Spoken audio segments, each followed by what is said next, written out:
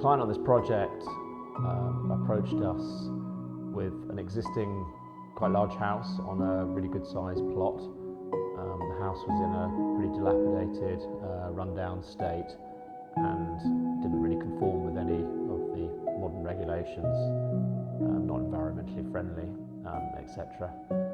And so their idea was that they wanted to take the house down and build something brand new. When we started having discussions with the client, they were pretty open about the fact that they really liked kind of modern architecture, and actually in particular they liked really mid-century modern architecture, so that was something that we really tried to think about when we were coming up with the design, how we could do a sort of modern interpretation of a kind of mid-century modern house. The site is an amazing site. It's kind of covered in pine trees, and there's a clearing in the middle of pine trees, which is just perfect for a really good sized house, and a lawn and a series of other gardens.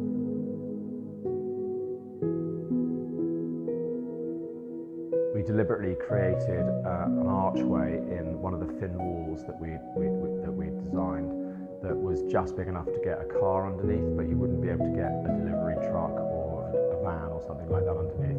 So that kind of created a kind of physical barrier, creating a separation between public and private realm. First thing you notice as you come through the front door is a huge kind of double height space, and that's capped off with a large roof light, so large actually that we had to build some structure in, and we decided that rather than try and hide the structure or minimise it, we would kind of actually sort of celebrate it, and we created a big sort of quite dynamic cross shape. The shape was then clad in oak, and what this does is it creates the reflections that come in from the sunshine get bounced down in the light well. The light well's also kind of clad in oak as well, and you get this beautiful kind of warm light that comes down into the centre of the house. The main space in the house is at the rear of the property, where it houses the kitchen, the dining, and a kind of sunken living area. There is extensive use of glass in this area because we're looking out onto an incredible garden, which has been restored and enhanced, and also there was the existing trees that were there that gave us a great kind of landscape to start with.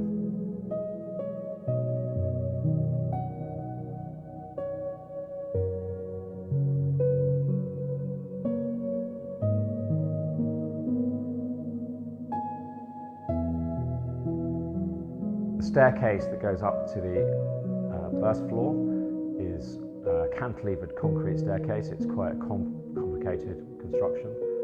Each of the treads had to be cast on site in situ separately, and then they are chemically bonded to the wall. The staircase has another amazing roof light over it, which sends beautiful shafts of light down, and as that comes through the staircase, it creates wonderful shadows. The upstairs of the house is basically 4 interconnecting boxes, which are clad in slate, and they sit on top of the axial walls that are made of brick. So there's a clear distinction between the upstairs and the downstairs, both in terms of its geometry, but also in terms of its materiality. Each of the slate boxes upstairs houses a bedroom, really good sized bedroom with an ensuite and wardrobe spaces. And these boxes meet in the middle, where there's a gallery that you can walk all around, and you can look down onto the ground floor with the roof light above. In the bathroom, we're using roof lights. We're not using windows, and the reason for this is that roof lights give you privacy. Windows don't, unless you have etched glass or something. Upstairs, we've used slate as the cladding.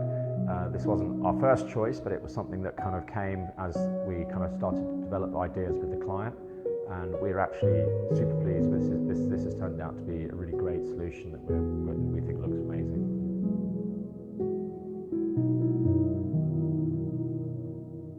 Working with these clients was really great. They were really trusting of our ideas, and they also were very good at inputting their ideas as well. And working together with them, we've come up with something that we're both really super happy with.